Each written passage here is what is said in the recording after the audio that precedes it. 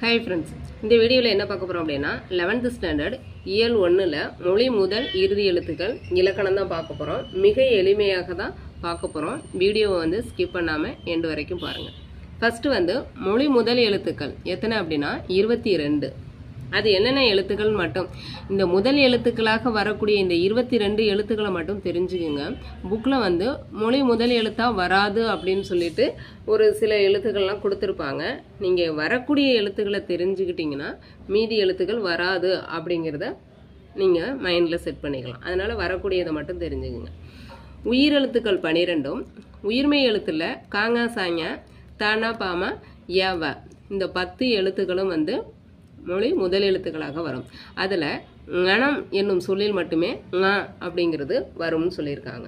Okay, அடுத்து மொழி இறுதி எழுத்துக்கள் மொத்தம் எத்தனை எழுத்துக்கள் அப்படின்னா 24 எழுத்துக்கள். அதில் உயிரெழுத்துக்கள் 12. மெய் எழுத்துக்களில் பார்த்தீங்க அப்படின்னா 11. இஞ்சி இன்னு இந்து இம்மு இன்னு இரு இல்லு இவ்வு இள்ளு இல்லு 11 எழுத்துக்களும். குற்றியலுகுரத்தில் ஒரு எழுத்தும் சேர்த்து 24 எழுத்துக்கள். அதில் இஞ்சி இந்து இவ்வு இன்றைய வழக்கில் இவை சொல்லுக்கு இறுதியாக வருவதில்லை. ஏற்கனவே இந்த இஞ்சி இந்து இவ்வுங்கிறது ஏற்கனவே வந்துச்சு. ஆனால் இன்றைய வழக்கில் சொல்லுக்கு இறுதியாக வருவதில்லைன்னு போட்டிருக்காங்க. அதனால அந்த 3 எழுத்துக்களையும் தெரிஞ்சுக்கோங்க. அடுத்து புணர்ச்சி. புணர்ச்சியில் அதாவது நிலைமொழியும் வருமொழியும் இணைவதை புணர்ச்சிங்கிறோம். அது என்ன நிலைமொழி வருமொழி அப்படின்னா, இப்போ இந்த தமிழ் அரசி அப்படிங்கிறத எப்படி பிரிச்சு எழுதலாம்? தமிழ் ப்ளஸ் அரசின்னு பிரித்து எழுதலாம். அப்போ இந்த தமிழ்ங்கிறது நிலைமொழி, அரசிங்கிறது வருமொழி. ஓகேவா? அதை தான் நிலைமொழியும் வருமொழியும் இது ரெண்டும் இணைவதை தான் என்னன்னு சொல்கிறோம்? புணர்ச்சின்னு சொல்கிறோம். இந்த ஃபஸ்ட்டு வரக்கூடியது நிலைமொழி, அடுத்து வரக்கூடியது வருமொழி. அடுத்து உயிரேறு. உயிரேறு அப்படின்னா என்னென்னா, நிலைமொழியின் இறுதி எழுத்தை தான் உயிரேறுன்னு சொல்கிறோம். அதாவது இந்த மணி மாலையை எப்படி பிரிக்கலாம்? மணி ப்ளஸ் மாலைன்னு பிரிக்கலாம். இந்த நீ எப்படி பிரித்து எழுதலாம்னா இன் ப்ளஸ் இ, அதுதான் நீ. அப்போ இது என்ன? உயிரெழுத்து. இதை தான் உயிரேறு. அதாவது நிலைமொழியில் உள்ள இறுதி எழுத்தை தான் உயிரேறுன்னு சொல்கிறோம். அந்த நிலைமொழியில் நீங்கிறத பிரித்தோம்னா அதில் உயிரெழுத்து வருது இல்லையா? அதனால தான் அது உயிரேறு. அடுத்தது மெய்யீறு. நிலைமொழியின் இறுதி எழுத்து தான் மெய்யீறு. இப்போ பொன்வண்டுங்கிறத பொன் ப்ளஸ் வண்டுன்னு பிரிக்கிறோம். அப்போ இந்த நிலைமொழியினுடைய இறுதி எழுத்து என்ன எழுத்தாக வந்திருக்கு? மெய் எழுத்தாக வந்திருக்கு. அப்போ இதை தான் என்னன்னு சொல்கிறோம்? மெய்யீறுன்னு சொல்கிறோம். அடுத்து உயிர் முதல். இதில் இப்போ நம்ம இப்போ ஈறு பார்த்தோம். உயிரீறு மெய்யீறுன்னு பார்த்தோம். அது எதில் வச்சு பார்த்தோம்? நிலைமொழியை வச்சு பார்த்தோம். இப்போ உயிர் முதல் மெய் முதல்ங்கிறது எதை வச்சு பார்க்க போகிறோம்? வருமொழியின் முதல் எழுத்தை வச்சு பார்க்க போகிறோம்.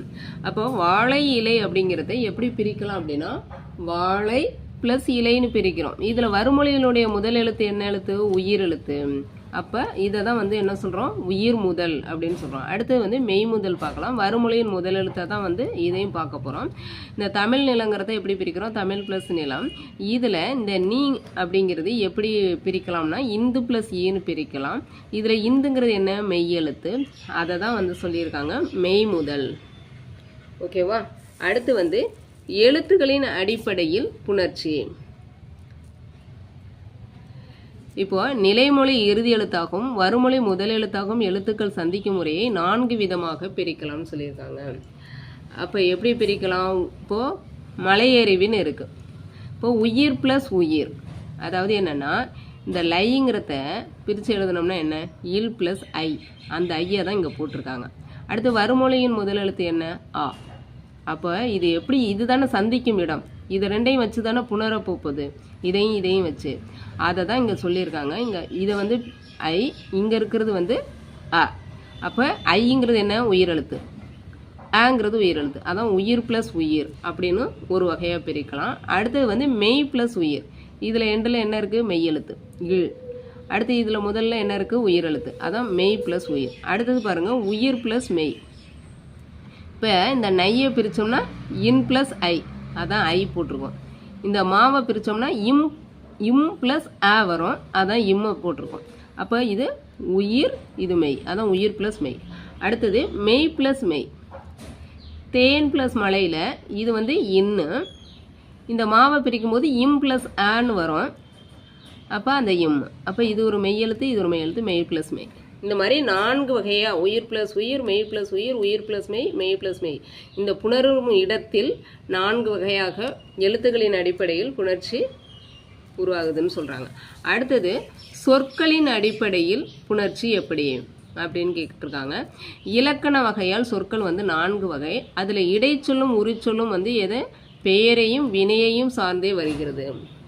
இப்போ இடைச்சொல் வந்து தனியாக வராது, உரிச்சொல் தனியாக வராது. ஒன்று வந்து பெயரையோ அல்லது வினையையோ சார்ந்து தான் வரும், இது ரெண்டும். அதான் இங்கே சொல்லியிருக்காங்க. இப்போ பெயர் ப்ளஸ் பெயர், இதுவும் வந்து 4 வகை.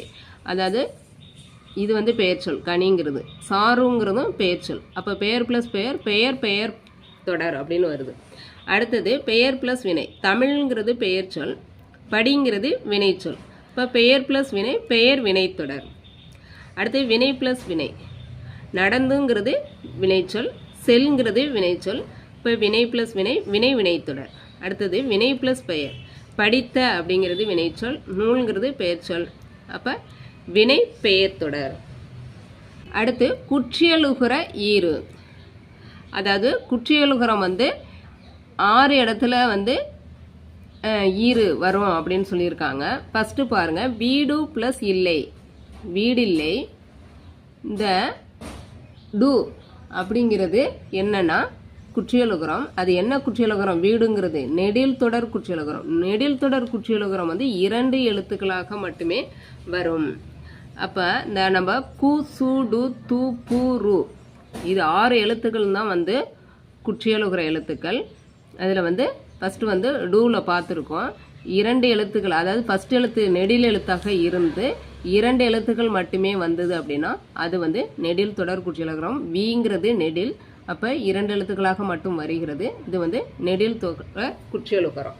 நம்ம குற்றியலுகர கான்செப்ட் பார்க்கும்போது டீப்பாக பார்க்கலாம். அடுத்து வந்து முரடு ப்ளஸ் காலை, முரட்டுக்காலை. இது வந்து உயிர் தொடர் குற்றியலுகரம். இது எப்படி வந்து உயிர் தொடர் குற்றியலுகரம்னா, ராவை வந்து பிரிச்சிங்க அப்படின்னா ஈர் ப்ளஸ் ஆன் பிரிக்கலாம். இப்போ ஆங்கிறது என்ன எழுத்து? உயிர் எழுத்து. இந்த உயிர் எழுத்தை தொடர்ந்து இந்த குற்றியலுகர எழுத்து டு.